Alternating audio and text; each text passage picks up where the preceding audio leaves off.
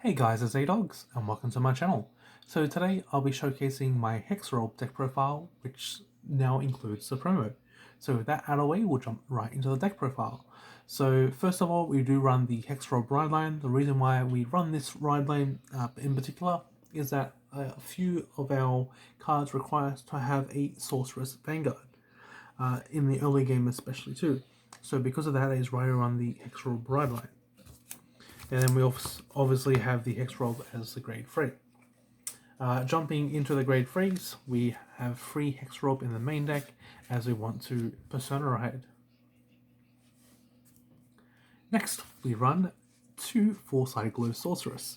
So yes, this is definitely not a 4-off. You can run 2 or 3, but I don't believe you'd run this on a max of 4. The only reason why is because you won't be getting off her skill more than 2 times usually per game. The reason for that is that she's quite Soul Blast heavy, and because she Soul Blasts a lot, it contests with all the other cards that also use Soul Blast as a resource that can be potentially much stronger. So, but in saying that, she's definitely still a very powerful card, and you definitely still need to run her in this deck. So I run her at 2, and her skill is on the front of the Vanguard circle once per turn. When the unit is chosen by the ability of your grade 3 or greater Vanguard with Sorceress at the card name, you can Soul Blast 2 and counter charge 1. And then if this unit's power is increased or decreased by a trigger effect this turn, draw a card. So again, for Soul Blast 2, you get to counter charge 1 and draw 1. So it's a very powerful skill. I just wish the Soul Blast cost was a little bit lower. If it was, I would have ran more copies. But overall though, it's still very solid that we get to counter charge 1 and draw 1. As again, we now have another form of draw power on the deck, which is nice. And then being able to get 1 extra counter charge is good because it goes much further in this deck. So that 1 extra, even just using a skill once per game, still makes a big impact on the deck. So that's why I run 2 4-sided Glow Sorceress. Definitely, at least if you can't pick up 3, if you have 2, 2 is still a really good number. So, alrighty, next we run 2 Exquisite Knight or Wayne. So, when this unit is placed on a Vanguard circle, if your Vanguard is Hexaorb Sorceress, you can Soul Blast 1, look at 2 cards on the top of your deck, choose up to 2 cards from among them, and put them on the top of your deck in any order, and put the rest on the bottom of your deck in any order. In the order Vanguard circle, when your draw deck reveals a trigger unit, you can counter plus 1, and this unit gets plus 10k power until the end of the turn.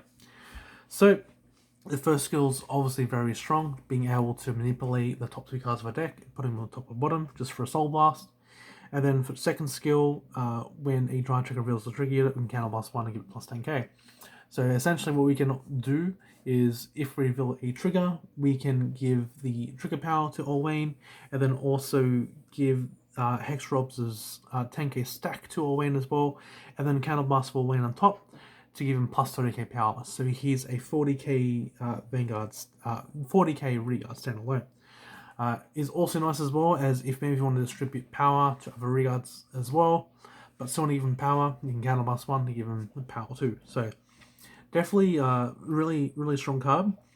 The only reason why I run 2 though is that he falls off a little bit in the later stages of the game, only for the fact that we want better standalone attackers that don't require too much resources. So again, Counterblast can be quite a heavy resource. And in the later stages of the game, if we're relying on Wayne to make him bigger sometimes, when we have other cards that can hit decent numbers, it can be a bit of a problem. Now, I'm not saying that Wayne's bad in any means in the later stages of the game too. It is solid if you have excess Counterblast. Because again, still having that valuable to be able to manipulate top 2 cards is definitely strong too, and that's definitely valuable at any stage of the game. Just again, just being 2 CB heavy just hurts a lot if you want to make him bigger. Next, we run 4 Quadrica Sorceress. So when it's placed on a Vanguard circle, if your Vanguard if you have a Vanguard with Sorceress card name, look at the top 2 cards of your deck, put them on the top of your deck in any order, and Soul Charge 1. So this is another resource generator, being able to generate us soul, as quite a few cards on deck do require Assault. So having abundance more Assault definitely helps too. But the one reason why I run her at 4 copies in the deck is that she can be used in the early game, which is really, really strong. Being able to manipulate top 2 cards in the early game, get us resources and stuff, definitely goes a long way. Especially if we open 2 Quadrica, we can, call them both down if you haven't seen a trigger yet, and try and get to that trigger so that we can be guaranteed a trigger on a draft check.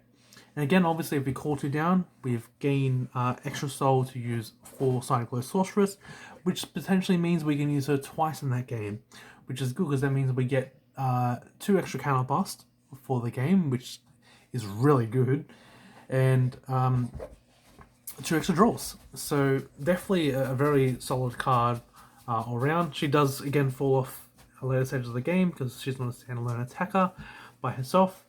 Because usually for standalone attackers, I want them to hit around like 23 or 25. Pretty much like a number we don't have to require to have a booster behind it. Because sometimes we don't have too much to commit. Sometimes later stages of the game, depending if we get in like absolutely rushed. So that is why. But still a very strong card, and that is why I run it at 4. Next, we run 4 Authorized Sorceress. So when she's placed on a Vanguard circle, if you have a grade 3 or greater Vanguard with Sorceress's card name, you can counter +1. Look at the top 2 cards of your deck, choose up to 2 cards from among them, put them in your hand, and put the rest on the bottom of your deck in any order. If you put 2 cards into your hand, choose a card from your hand and put it on the bottom of your deck. And then continuous Vanguard circle, during the battle machine, attack the Vanguard. If you persona her this turn, it gets power +5. So I like her again for the second skill, being a standalone attacker. She will be 25 from Sonoride, so I don't really have to commit much for that column, which is very, very good. As I said, one trigger will make her 35, so it's hitting good numbers. Again, then her first skill, being able to plus, like draw cards, is good too. Especially, again, if we, maybe just look at the top 2 and we say, okay, trigger a normal unit, we can just add the normal unit to hand, and that crit stays on top. Or again, if you see 2 normal units, we can grab both of those and we can put like a trigger back. So then we have a higher trigger count in the deck. So she's definitely very strong. It was good as well. We finally had ways to draw on the deck. Draw power is something the deck was lacking. So it can actually help us survive a little bit longer in the later stages of the game. And again, since we have 4 Cyclo Sorcerers on the deck now too, we can kind of build a little bit of a bigger hand. And because now we have 2 ways to draw more cards, we can use another certain card we're going to next a bit more effectively without it feeling too crippling. So the card that I'm talking about is a card that I said I would not run in the set 6 deck because I feel like there are better options, but I have to say that I definitely can take that statement back now, as since we have 2 ways of drawing, it doesn't hurt too much, which is the 3 Yearn for Magic Estonono. So Vanguard circle once per turn when the unit attacks. If your Vanguard is Hexaorb Sorceress or Pentagon Sorceress, you can discard a card from your hand, look at 2 cards on the top of your deck, choose the 2 cards from among them, put them on the top of your deck in any order, and put the rest on the bottom of the deck in any order, and she gets plus 10k during her turn. So the reason why I really like her in this deck is, again, since we have ways of drawing more, we can actually dig into our deck a lot more faster with Estonono. It does cost a discard, but we do have more draw power, so it doesn't hurt too much. It still hurts a little bit, but it is worth it, especially in the early stages of the game too, where you're on grade 2 when you're swinging. Because again, if the opponent does hit a defensive trigger, for example, you can always use Estonono to ditch a card to obviously manipulate the top cards of the deck, and she gets 10k, so she can hit over a defensive trigger. And again, if you do find a trigger there when your Vanguard swings, it will it will get the trigger power, so it'll hit through the defense trigger if they decide not to guard it. Another good thing as well is that if they don't get any triggers at all, so we can swing up our Vanguard first, and then our Vanguard. That's again if we have 2 cards to call in the early game. So we can swing a Reguard and the Vanguard, and then any triggers, let's just say a crit for example, we can get the crit to the Vanguard and power to the Reguard. We use S-No-No, we can just ditch a card, make a 30k, and then we get to move the top cards of the deck. And potentially if it's a card we're after, we can just change things around, just say if we're not getting rushed, we can take 1 damage and then draw the card we want in our hand. Or if we know we are getting rushed, S-No-No can potentially set a defensive trigger on top of our deck, so that it makes our turns much easier to guard, or maybe not even have to guard at all, depending on how big the Reguards are. Also, in the later stages of the game, she is technically a standalone attacker that doesn't require Counterblast or Soul Blast. Now, obviously, it does require a discard from hand, but a discard from hand to give her 10k and be able to manipulate the top 2 cards, I feel like is fairly worth it. So, because of that, we run 3 S-No-No in the deck. Into the grade runs, we run 1 Elementaria Sanctitude, so it's the Auto PG, and then 3 Perfect Guards. Pretty self-explanatory. And then with our other grade ones, so first of all, we run 2 Magical Revelation Torturous. Now yes, a lot of builds do tend to run 3. The reason why I run 2 in this deck is because we have so many multiple ways of manipulating the top cards of our deck that we usually get to Hexaorb fairly quickly. But the reason why we also only run 2 Torches in this deck is that our game plan is still the same with this Essex deck profile, where we want to try and kill on our Persona Ride turn, and we don't really want to have to continue playing after that. Again, we can be very explosive on a Persona Ride turn, so most of the time it can kill the opponent. But again, in the scenario where it doesn't, we do run the 2 Torturous as another way to fetch for another Persona Ride if that does occur. So essentially it's kind of like we're running 5 extra Persona Rides, 5 Persona Rides on the deck, since technically the Torturous Sorceress for it, and then we have the 3 Hexaorb in our main deck. So that's why we run it 2 Torturous. Oh, sorry, and I didn't go over her skill. So her skill is, when this unit is placed in a Reguard circle, if your Vanguard is grade 3 or greater, you can counterblast 1, search your deck to 1 Hexaorb Sorceress, and put it into your hand, and then shuffle your deck. Okay, so, and then for our other grade run, we run 3 recurring magic Lala. So on Reguard circle, at the end of the battle that you draw, check reveal a trigger unit. If your Vanguard is Hexaorb Sorceress, you can counterblast 1 and Soul Blast 1. Choose one of the other Reguards, standard, and retire this unit. So again, this is the grade 1. Again, still same game plan as set 6. When's a hold of a Persona Ride turn, and then just blow the opponent out by doing multi-attacks.